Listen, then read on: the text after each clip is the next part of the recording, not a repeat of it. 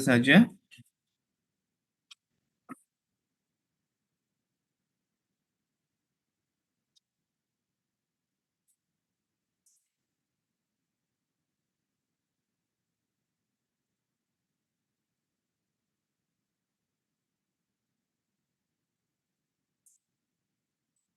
Kuliah sekarang ini adalah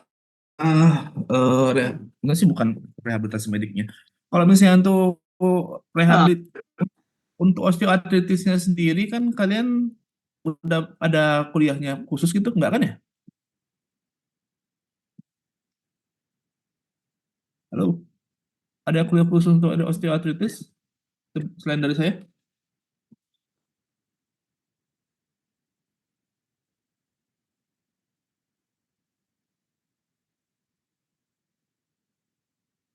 Ada yang bisa jawab?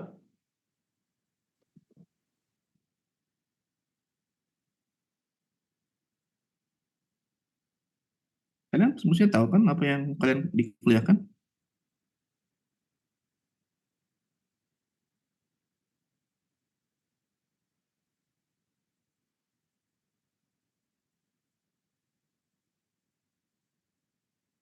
Izin dokter, ada dokter. Ada kuliah tentang osteoartritis. Ada dokter, nanti bersama dokter Feni. Do- Dokter siapa? Dokter Feni, dokter. Penyakit dalam. Oh, ada osteoartritis. Iya dokter. Jadi kenapa saya dikasih juga kalau gitu?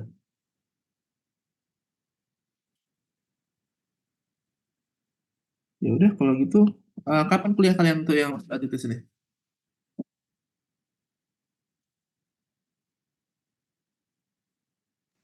Izin dokter, kalau di outline itu materi dokter itu rehab medik yang LBP sama OA dokter. Emang dari outline-nya. Oke, pertanyaan saya adalah kapan kalian akan diberikan kuliah tentang osteoartritis sama dokter penyakit dalam?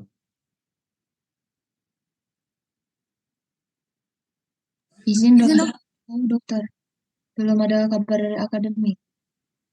Penyakit dalam, nanti dokter Feni, penyakit dalam nanti bawakan kuliah apa saja?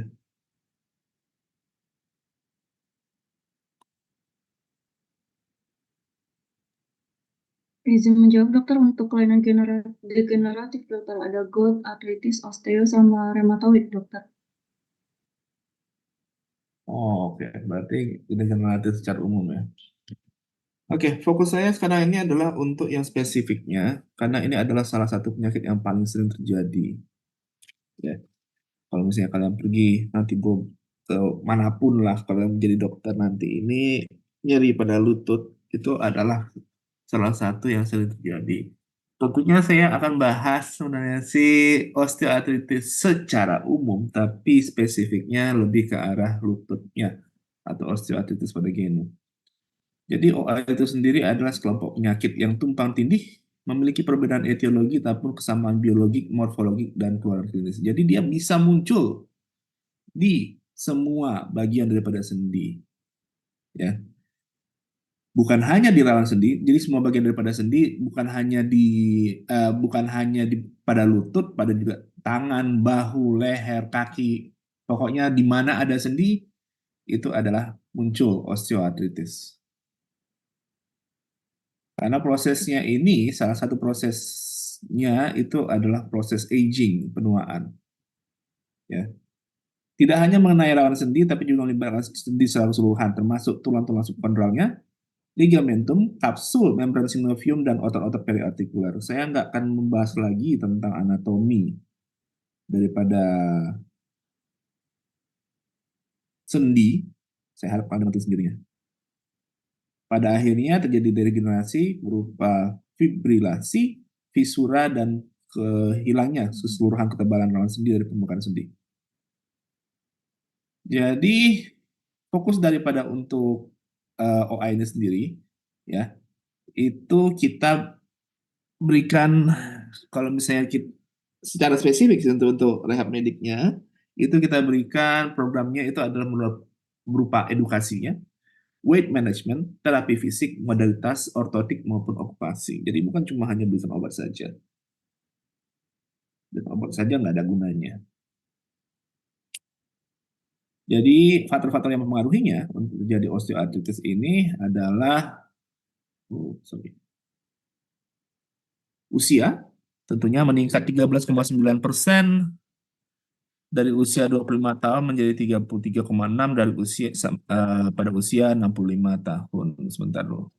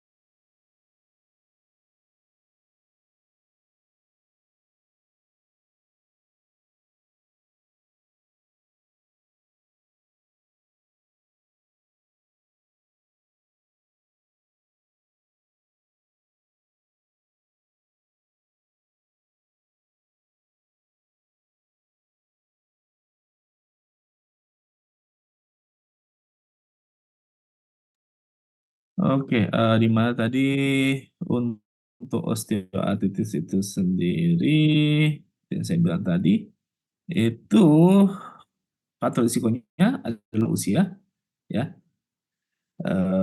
dan aktivitas juga, ya. Aktivitasnya terutama kalau misalnya contohnya kita jongkok dalam waktu yang lama, bersepeda, menekuk lutut, angkat beban, naik tangga, dan gaya hidup yang menyebabkan obesitas, itu beresiko besar menjadi osteoartritis.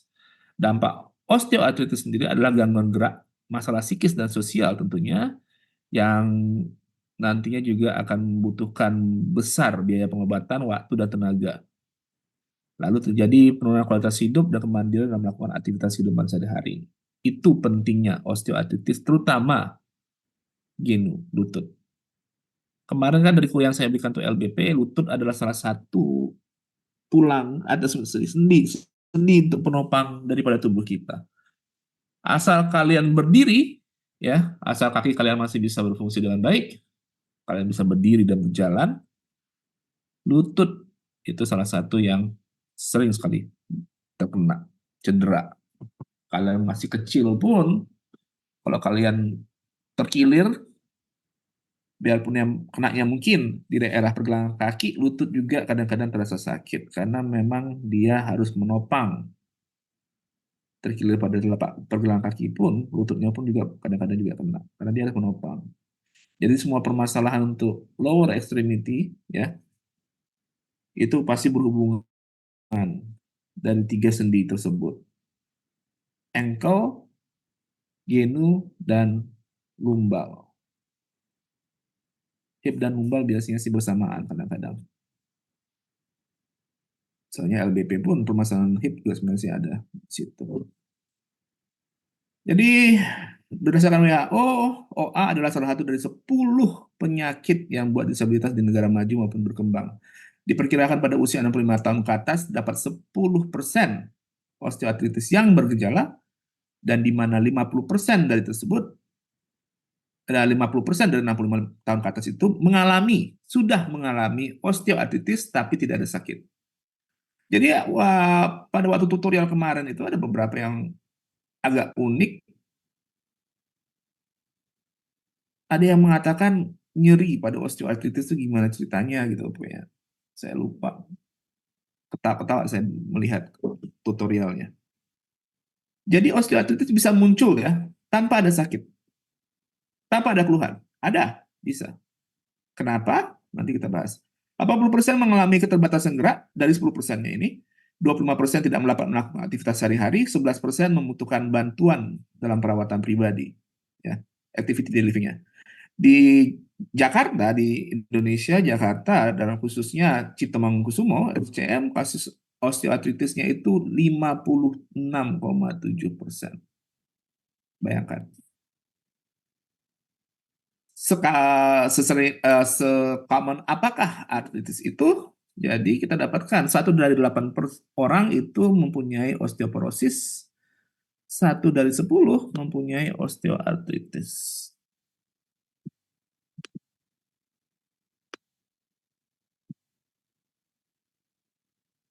1 dari 33 mempunyai fibromialgia, dan lain-lainnya. Jadi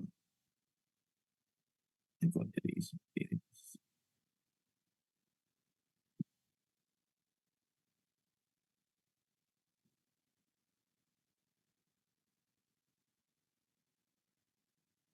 Jadi dari banyaknya permasalahan pada tulang dan sendi, ya, 1 dari 8 osteoporosis, 1 dari 10 osteoartritis, 1 dari 33 fibromialgia, 1 dari 100 itu baru rematik. Jadi tolonglah mahasiswa saya nanti kalau kalian sudah lulus kalau jadi dokter, jangan semua dibilang rematik. 1 dari 1000 juvenile chronic arthritis, 1 dari 1000 ankylosing spondylitis, 1 dari 2000 SLE, 1 dari 10.000 ada skleroderma.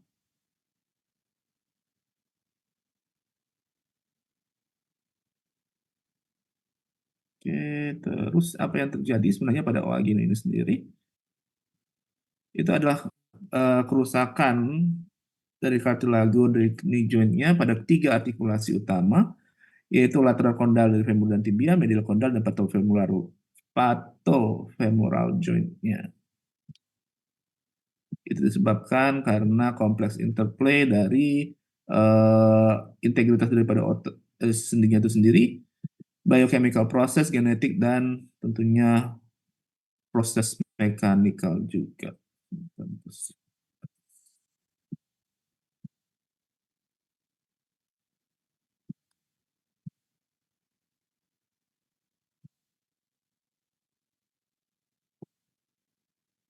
Jadi ini anatominya secara garis besar, ya. Kita dapatkan di situ ada lateral collateral ligamennya, terus ada ACL dan NCL tetap PCL. Yang paling sering kena biasanya si ACL, anterior cruciate ligament. Kalau misalnya kalian cedera, main bola, atau jelas sesuatu yang mengharuskan kalian melompat, kemungkinan besar ACL yang kena. Karena memang beban kita biasanya maju ke depan, jadi ACL 2 yang biasanya kena. Tapi bukan berarti tidak mungkin terjadi robekan pada MCL, LCL, dan lain-lain. Ini di luar daripada osteoartritis ya. Tapi nanti yang kena itu adalah semua ini. Jadi mana slide-nya? Ya. Jadi kartilagonya nanti kena, ligamennya nanti kena, meniskusnya nanti kena, tulang-tulangnya juga kena juga. Ya. Termasuk keseluruhannya, kapsul, dan nanti bursanya. Yang terjadi nanti seperti ini. Jadi kartilagonya nanti erode, bone-nya nanti expose, dan terjadi bone spur. Nah, risk faktornya itu adalah usia, dan mau tidak mau sih karena perempuan juga lebih banyak daripada laki-laki. Kenapa? Ada yang tahu? Ada yang bisa jawab?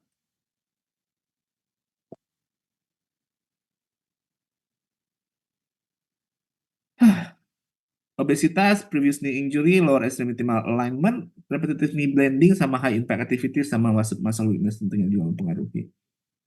Ya, perempuan kena ya karena mau tidak mau salah satu yang terjadi pada wanita dibandingkan laki-laki adalah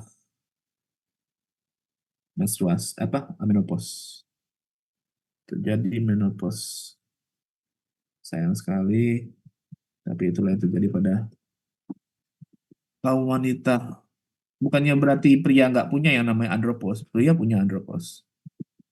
Tapi andropause itu biasanya munculnya pada usia yang jauh lebih tua.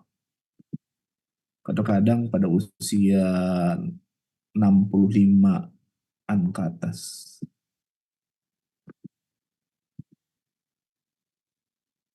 Ini saya mau diperbaharui slide-nya.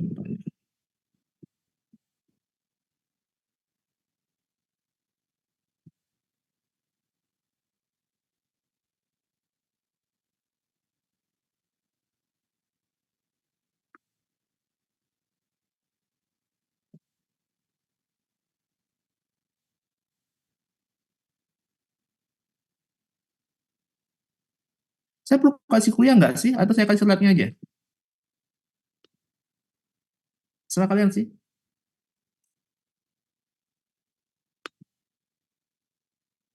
Kalau kalian nggak mau kuliah juga nggak masalah untuk saya. Saya kasih slide-nya aja. Saya berharapkan lebih interaktif kalau misalnya kuliah. Jangan hanya diem aja. Saya ngomong tuh apa, kalau gitu. Kalau nggak, lain kali saya kasih itu aja. Rekaman aja kali tidak. Apalagi dalam Zoom-Zoom seperti ini. Jadi faktor risikonya obesitas, kelemahan otot, sama aktivitas fisik itu dapat dirubah. Tapi yang tidak dapat berubah itu adalah umur, genetik, sama gender. Ya. Usia di bawah 50 tahun lebih banyak pada pria, karena kemungkinan cedera lebih besar, tapi di atas 50 lebih banyak pada wanita. Genetik mempunyai peran 40-60%. Makanya ada orang yang tanpa ada nyeri sama sekali, dan ada juga yang tidak terjadi osteoartritis pada usia yang sudah lanjut. Kenapa? Dia luar biasa beruntung dalam hal istilahnya genetik loterinya. Ya.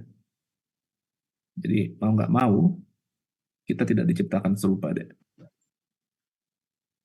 Penderita OA sendi lutut pada wanita lebih tinggi pada laki-laki, dan wanita akan menderita yang menderita akan mengalami osteoartritis lebih berat daripada pria.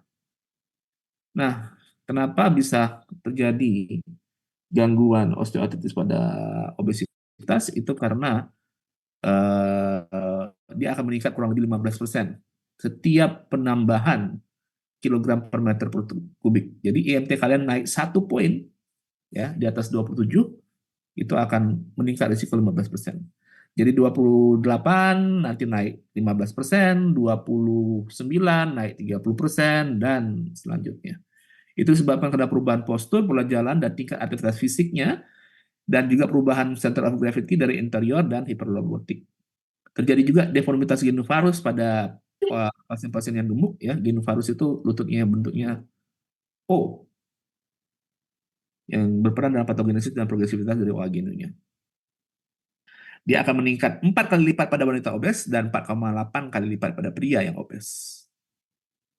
Nah, kelemahan otot lutut bakal terjadi juga pada osteoartritis yang mengalami atrofi sampai 30%, di mana kalau misalnya kita contohnya tidak bisa menggerakkan atau karena satu dan lain hal, karena mungkin karena nyeri kah lututnya, atau karena stroke, atau yang permasalahan yang lainnya, pokoknya terjadi imobilisasi daripada otot manapun, terutama pada daerah quadriceps, ya, otot quadriceps ini, otot paha bagian depan kalian itu namanya quadriceps, itu dalam keadaan istirahat dia akan kehilangan fungsi sebanyak 3% per hari. Bayangkan, 3% per hari. Menurunnya fungsi otot ini akan mengurangi stabilitas sendi dan memperburuk keadaan penyakit dan menimbulkan deformitas. Ya. Lalu pada awal-awal justru ada kemunduran otot quadriceps kemunduran otot quadriceps terjadi ini pada OA lutut. Makanya salah satu program yang paling penting untuk osteoartritis lutut ini adalah kita kuatkan otot-otot pada quadricepsnya.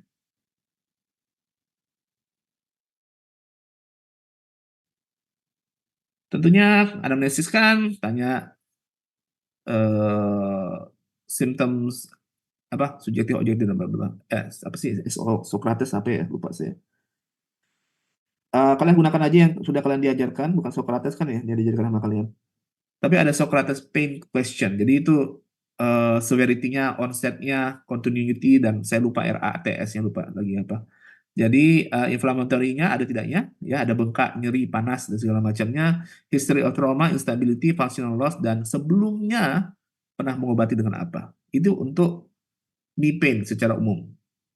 Tanyakan seperti itu, lalu lakukan physical exams, vitalsnya, BMI, palpation, kita palpasi, isolasi tenderness, effusi crepitus, range of motion-nya, periksa kemampuan fleksinya, normalnya berapa? Kalian sudah dapatkan modulnya?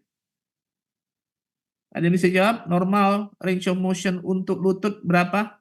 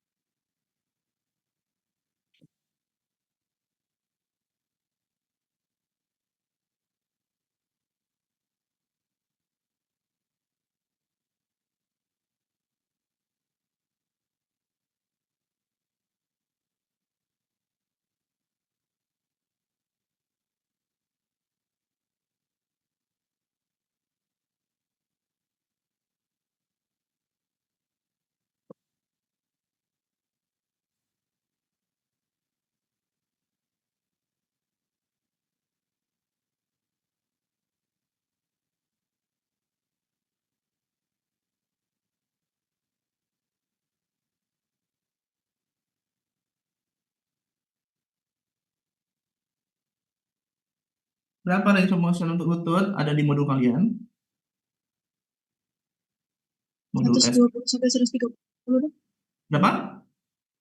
120 sampai 130 derajat. Gimana pula bisa 110 sampai 120 sampai 130? Kalian dapat dari mana tuh? Di modul kayak itu tulisnya.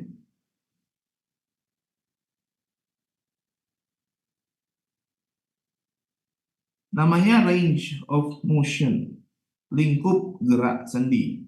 Berarti itu ada range-nya, ada lingkupnya. Dari berapa ke berapa. Dituliskan 120 doang di modul kalian. Saya yang buat modul kalian loh. Kalau memang seperti itu, ditulis seperti itu, saya harus perbaiki. Pengukuran range of motion itu karena range ya ada awal dan akhir. Kalau lutut semestinya sih 0 sampai 100.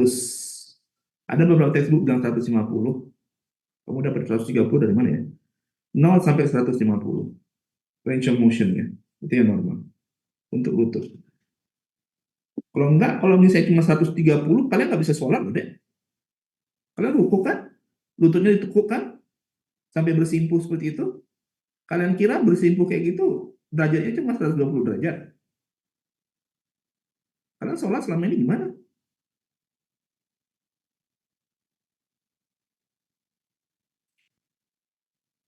Sangat penting sekali kita menilai itu. Makanya salah satu juga yang saya sering lakukan untuk pasien-pasien saya dengan osteoartritis lutut, saya tanyakan, bisa sholat nggak? Sholat posisi seperti apa? Bisakah dia sholat seperti normal? Atau harus duduk? Lalu periksa stabilitasnya, ligamen sama meniskus, alignment-nya, genunya, varus atau valgus, O atau X. Lalu function-nya kita lihat dengan gait-nya bagaimana, sama duck waddle. Duck waddle seperti apa, nanti saya tunjukkan, ada kalau nggak salah gambarnya di sini.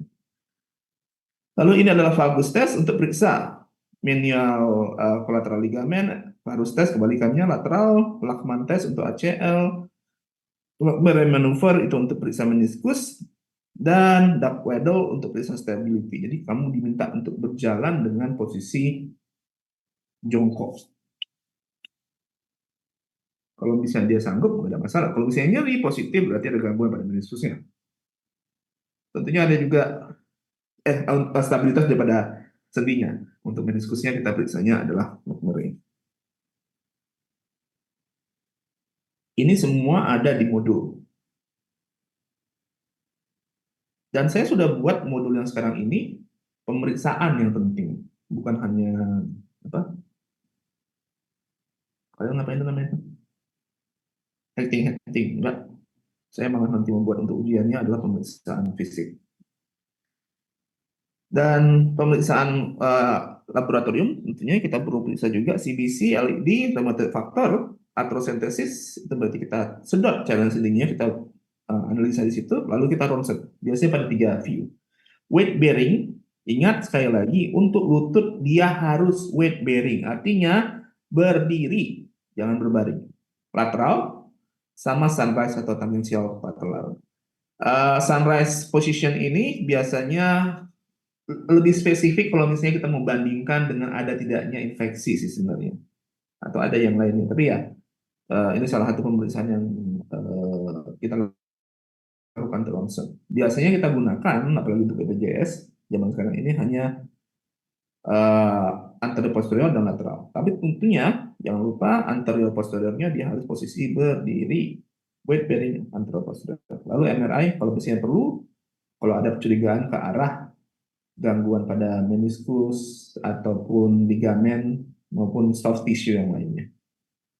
Ya, ini adalah cycle muskuloskeletalnya, dari effusion ke pain, dari inflammation ke pain, lalu terjadi penurunan biomechanical integrity, penurunan range of motion, penurunan kekuatan otot atau muscle atrophy, lalu penurunan biomechanical integrity, tambah lagi nyerinya. Jadi lingkaran setan itu terus.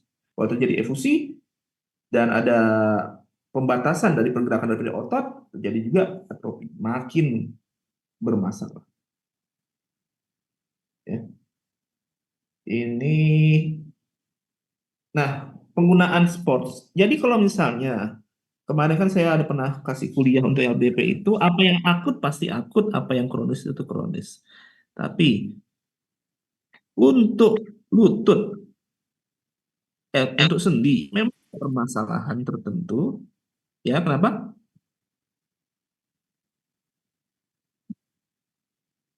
Ada yang mau tanya?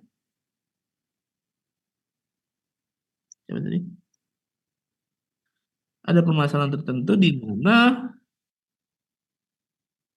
kalau dia menggunakan olahraga spesifik, ya, olahraga spesifik bisa terjadi cedera jangka panjang pada daerah sendi yang ini.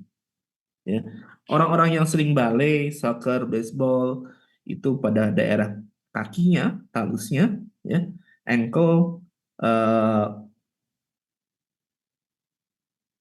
MTP itu metatarsal phalangeal, kaki lah pokoknya. Hip, ankle, talus itu pada ballet. Soccer itu ankle, talus, knee. Baseball itu elbow, shoulder. Yang kalau misalnya berlari, permasalahan biasanya pada hip saja. Kalau misalnya, tapi itu sangat rendah. Dan sangat rendah sekali dan hampir jarang sekali terjadi sih. Tapi bisa saja muncul. Kalau apalagi kalau misalnya posisi berlari ataupun postur berlarinya tidak baik, ada cedera pada nyeri, cedera pada lutut. Gymnastics biasanya permasalahan pada shoulder, elbow, dan wrist. Osteoartritis yang bisa muncul karena sports tentunya.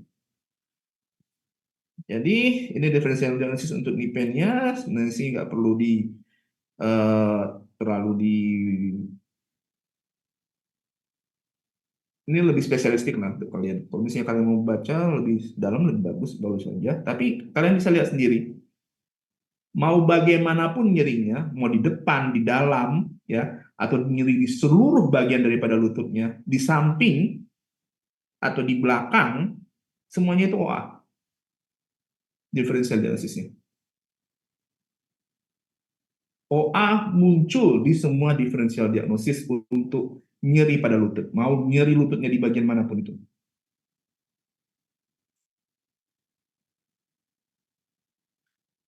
Nah, clinical kriterianya itu established dari American, apa ya, ACR ya? Pokoknya rheumatoid lah, R-nya tuh rheumatic, rheumatoid. Dari 1981 masih dipakai sampai sekarang dengan sensitivitas 95% dan spesifisitas 69%. Knee pain harus punya 3 dari 6 karakteristik untuk diagnosis knee OA, yaitu di atas 50 tahun, morning stiffness di bawah 30 menit, ada trepitus, bony tenderness, bony enlargement, dan tidak ada kehangatan, tidak panas atau hangat pada waktu diraba. Itu clinical symptoms-nya. Pada pemeriksaan lebih lanjutnya, synovial fluid-nya didapatkan white blood cell-nya di bawah 2000, clear color dan high viscosity. X-ray didapatkan osteophyte, loss of joint space, subchondral sclerosis, dan subchondral cyst. Ya. Tapi konfirmasinya tentunya dengan artroskopi, gold standarnya. Artroskopi beda dengan pemeriksaan cairan sendinya. Ya, jadi kita bisa melihat langsung, dibuka langsung atau teropong di daerah lututnya. Di Jambi ini sudah ada pemeriksaan artroskopi, tapi biasanya jarang sekali artroskopi dilakukan sendiri. Secara diagnostik, biasanya langsung juga operatif. Di sini sudah dilakukan oleh Dr. Dery di Jambi. Ini adalah yang normal. Ya, ini adalah yang OA. Kalian lihat ada narrow joint space dan ada bone spur. Ya, kita lihatnya dari situ. Sebenarnya kalau kita mau spesifitasnya itu sudah ada yang sering dipakai di Indonesia lah minimal. Di luar negeri juga hampir dikatakan bisa digunakan global lah ini. Gradasi osteoartritis oleh Kerguelen-Lawrence. Tinggal dibaca dan lihat sendiri saja bentuknya seperti apa. Ya. Prinsipal manajemennya tentunya kita berikan edukasi, semuanya selalu edukasi. Ya. Exercise, lalu simple non-surgical intervention, NSA, fisioterapi, occupational therapy, ortosi, dan lain-lainnya, baru non-surgical injection, baru terakhir adalah operasi.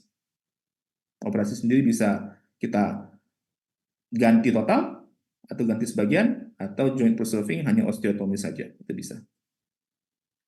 Manajemennya, edukasi, do's and don'ts, weight loss, nutrition, kita referral, exercise, kita berikan fisioterapi, ya, fisioterapi referral, quality strengthening, fokusnya sekali lagi, range of motion exercise, low impact activity seperti swimming dan biking.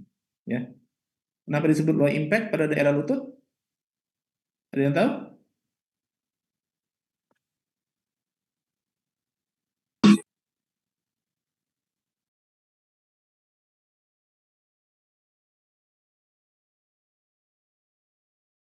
Kenapa swimming dan biking dianggap low impact pada lutut?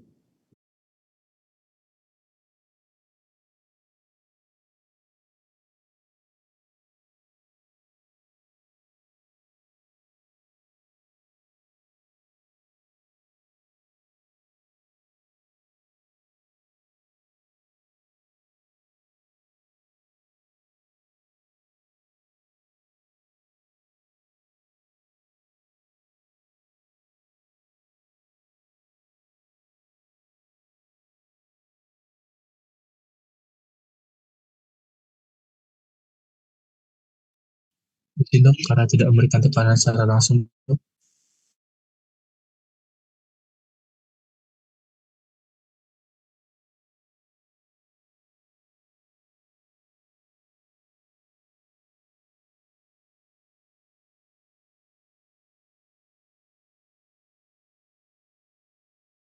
Ulang sekali lagi, kenapa? Izin dok, karena tidak memberikan tekanan secara langsung kepada lutut, dok. Ya, dia low impact pada lutut. Nah, memang kalau kita uh, sepeda, kan lututnya tuh bergerak tanpa beban. Swimming juga bergerak, bebannya ringan. Ya. Jadi kita berikan juga ambulatory access device, tongkat atau walker, insole juga kita bisa berikan, atau unloader knee braces. Jadi penyangga lutut atau brace pada lutut, ya, yang bisa mengurangi beban pada daerah lututnya. Ada contohnya nanti mana?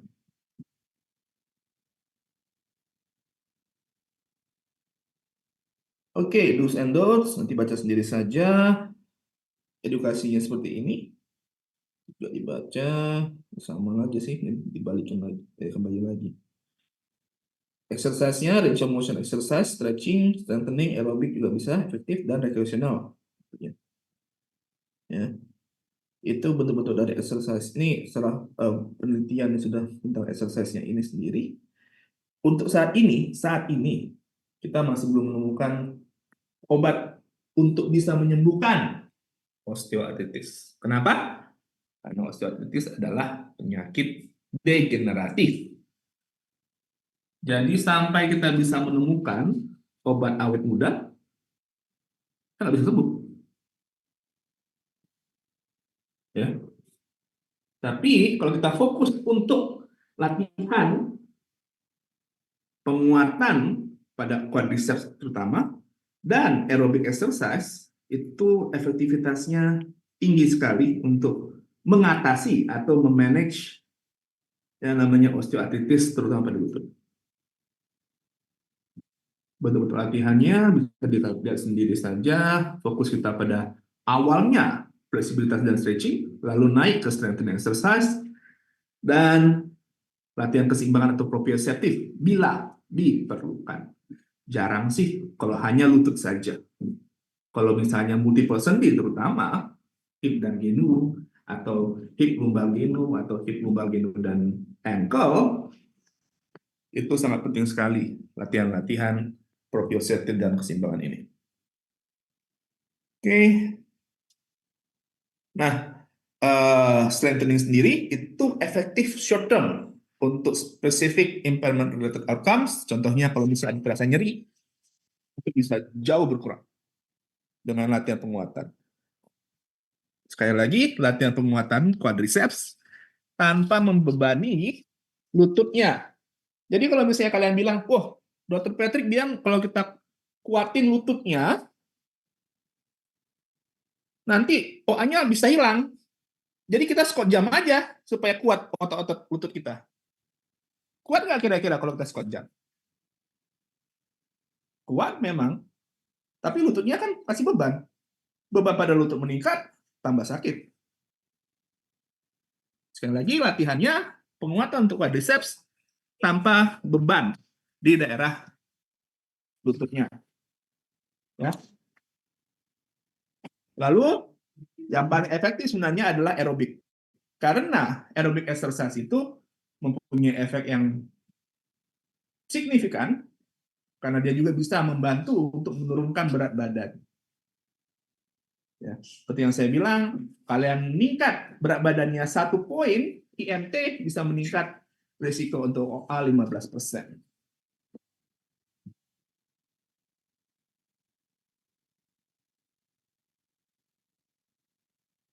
Yang harus dihindari adalah deep knee bends, ya kalau bisa diefusi, strengthening, ya deep knee bends itu ya jongkok, ya latihan squat jam, bukan squat jam sih, jongkok berdiri. Lalu strengthening dari medial quadriceps pada genu-valgum, malah terjadi subluxasi nanti ke depannya. Jadi untuk guideline-nya secara besarnya tentunya untuk mengatasi permasalahan impairment-nya ini, nyeri pada waktu aktivitas dan nyeri pada waktu istirahat pada fase-fase yang berikutnya, kekakuan, limitasi gerakan, kelemahan daripada otot, penurunan proprioceptif dan balance, sama gangguan ataupun limitasi pada activity daily living-nya, kita harus berikan terapi-terapi yang tadi saya sebutkan. Ini malah nggak masuk. Oh, sudah. Oke, jadi ini seperti tadi edukasi berantakan sih, masih belum saya perbaiki nih, belum sempat. Nah, ini adalah bentuk daripada inflamasi dan ini lebih ke arah untuk permasalahan lutut.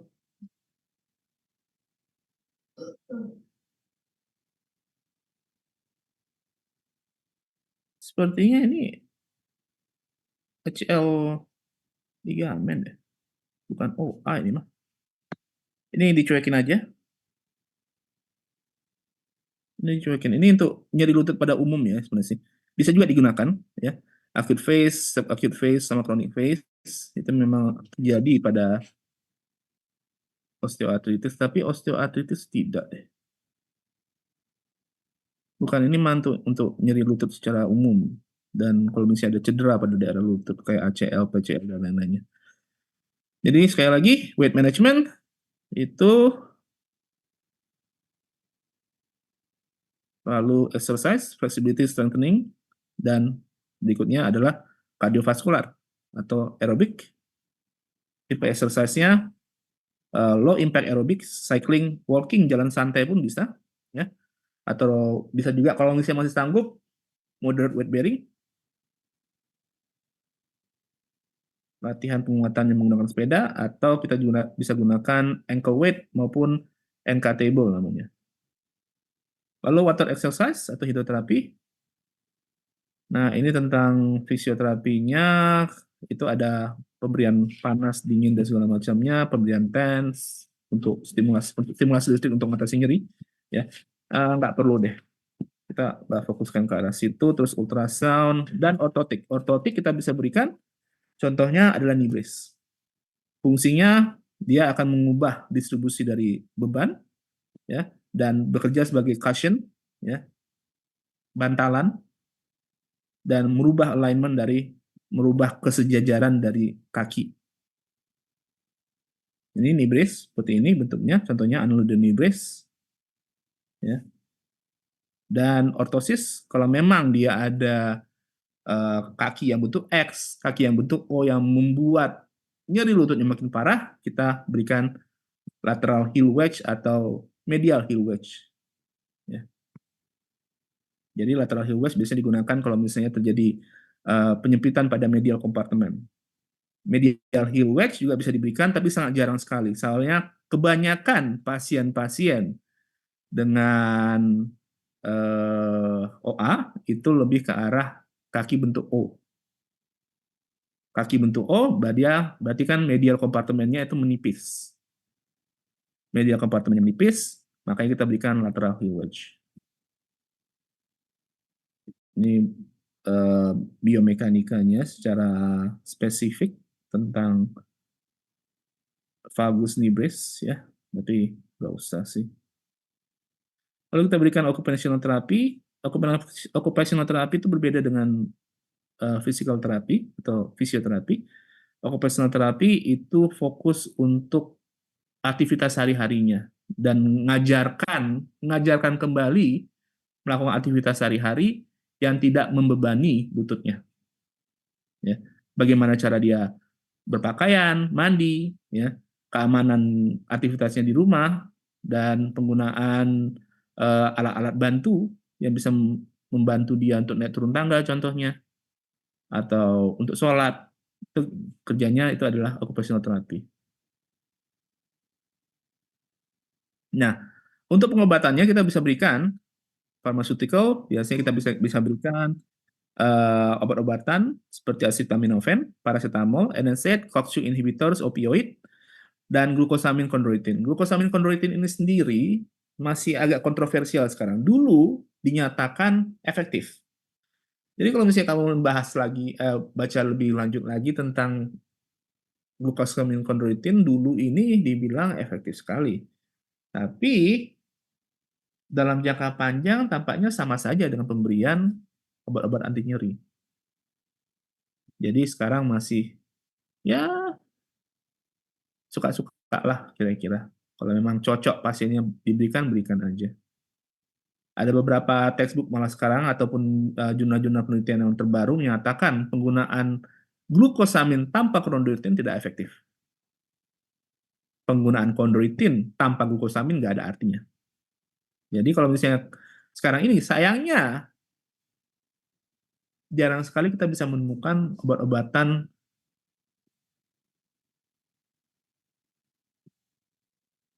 saya ngomong tentang praktek saya sendiri saja ya. Kalau misalnya saya berikan glukosamin dan chondroitin itu harganya mahal. Itu aja sederhananya. Yang obat yang ada generik itu hanya glukosamin saja. Kombinasi glukosamin dan chondroitin belum setahu saya sih belum ada yang generik. Jadi mahal sekali. Terpaksa pasien mengeluarkan uang banyak untuk obat-obatan tersebut. Tapi memang efektif. Banyak orang yang malah suka menggunakan alat itu daripada hanya kita kasih Panadol, paracetamol atau NSAID.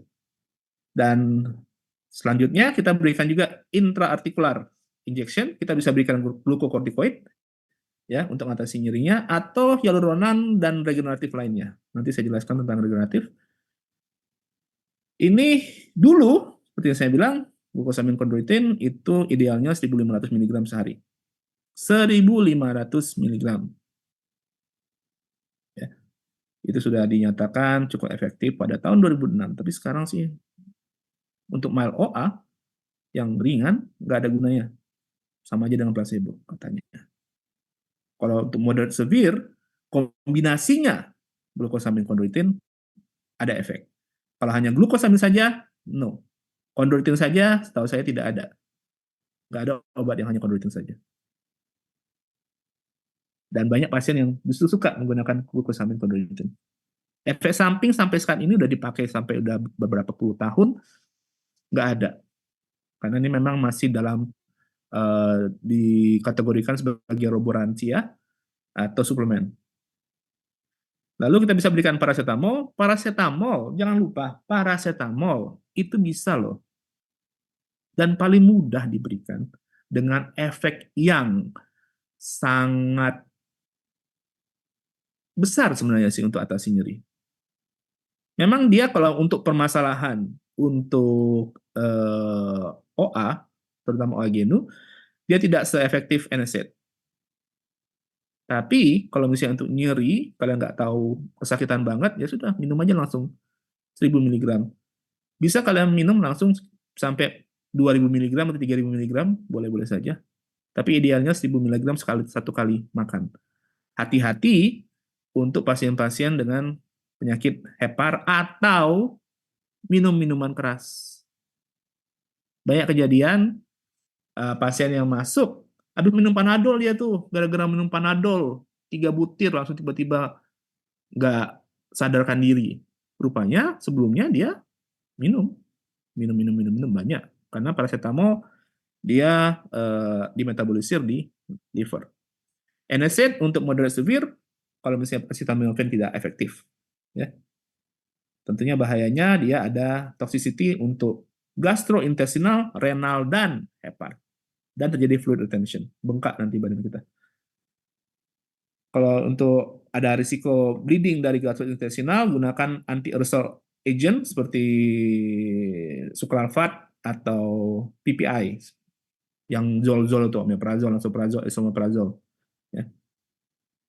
COX-2 inhibitor adalah yang terbaru, yang dulu terbaru sih, sekarang sih enggak. Dia kalau misalnya gagal dengan NSAID atau risiko gastrointestinal bleeding, dia efek terhadap ulcernya lebih ringan. Efek terhadap gastrointestinal lebih ringan. Ya. Tapi mahal. Tapi ada peningkatan risiko kardiovaskular. Ada risiko. Ya. Kalau kita bandingkan dari celecoxib, bandingkan dengan ibuprofen, ada risiko. Oke, sorry, ibuprofen sama ya. Ibuprofen sama, tapi kalau placebo meningkat. Opioid analgesik kita berikan kayak tramadol atau langsung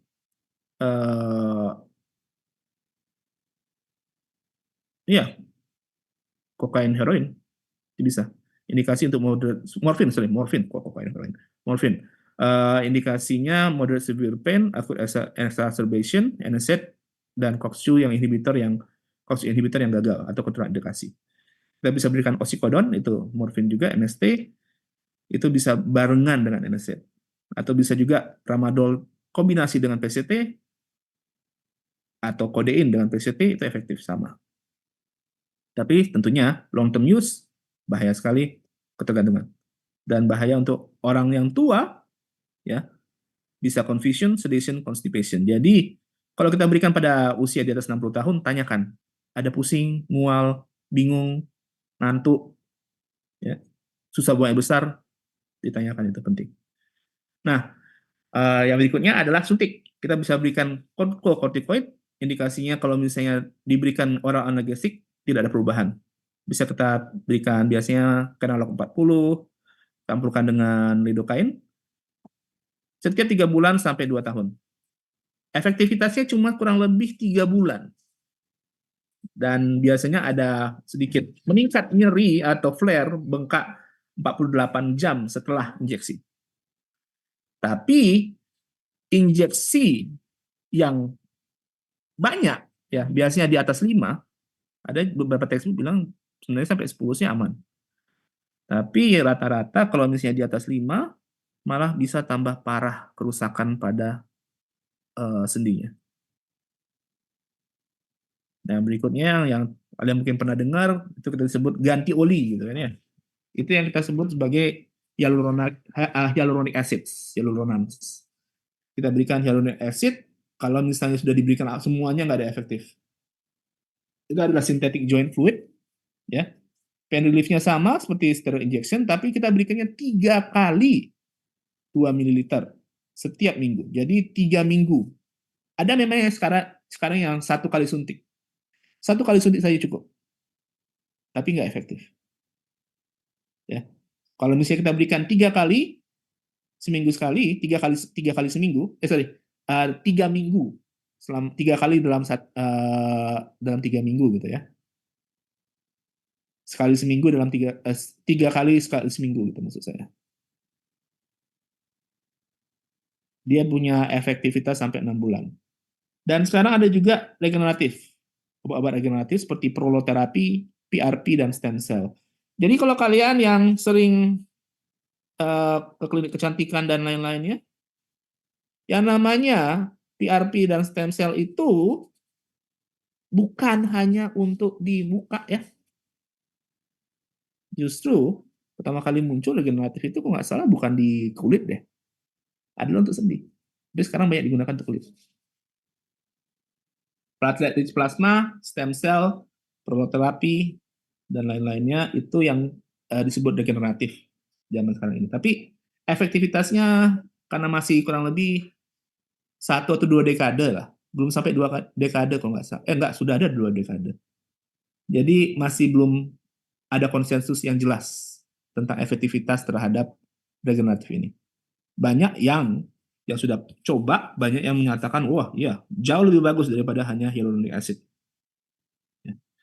Nah, semua pemberian obat-obatan ini, tujuan utamanya adalah untuk mencegah. Ini cara-cara untuk suntiknya, ya. Semuanya ini tujuannya adalah untuk mencegah yang terakhir ini, operasi. Karena kalau misalnya sesuatu yang dalam bentuk degeneratif, ya, mau nggak mau, progresif.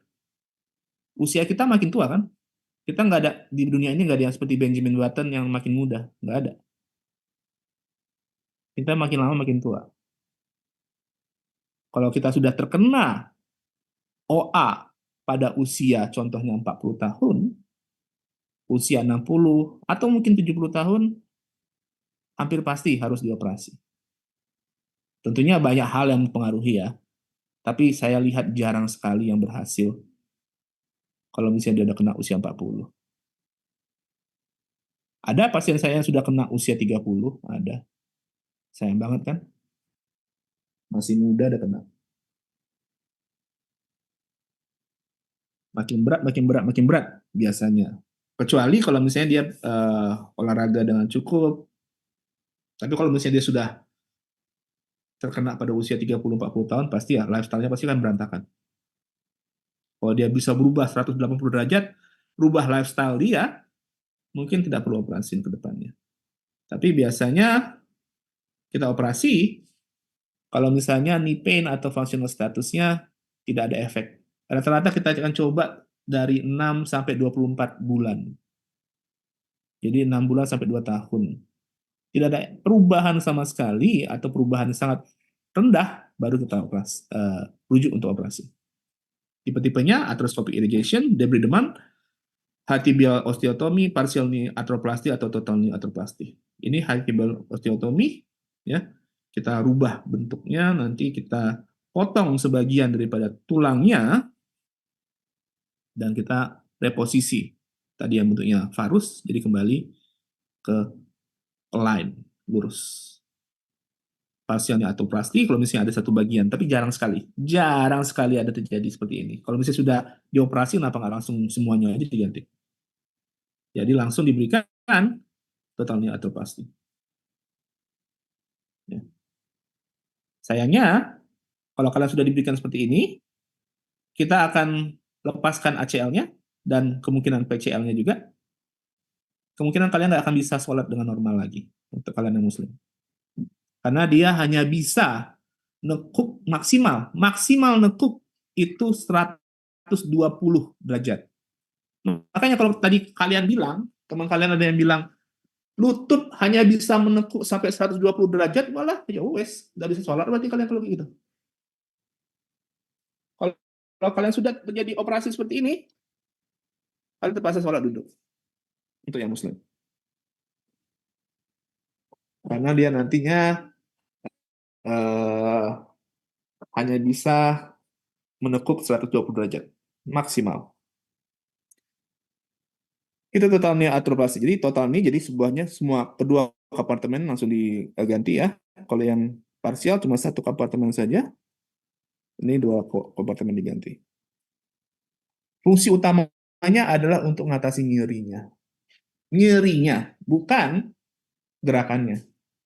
Jadi functional gain akan di-sacrifice. Oke, sampai di sini saja. Kira-kira ada pertanyaan?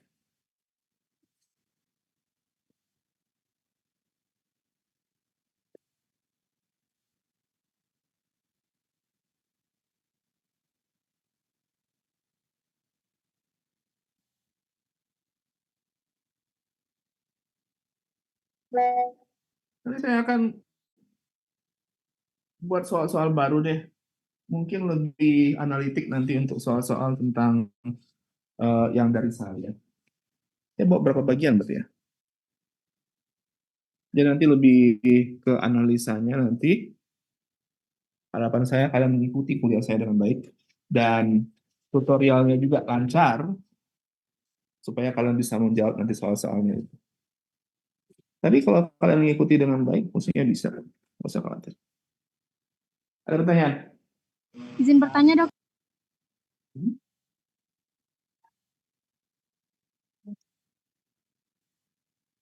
Izin bertanya, Dokter.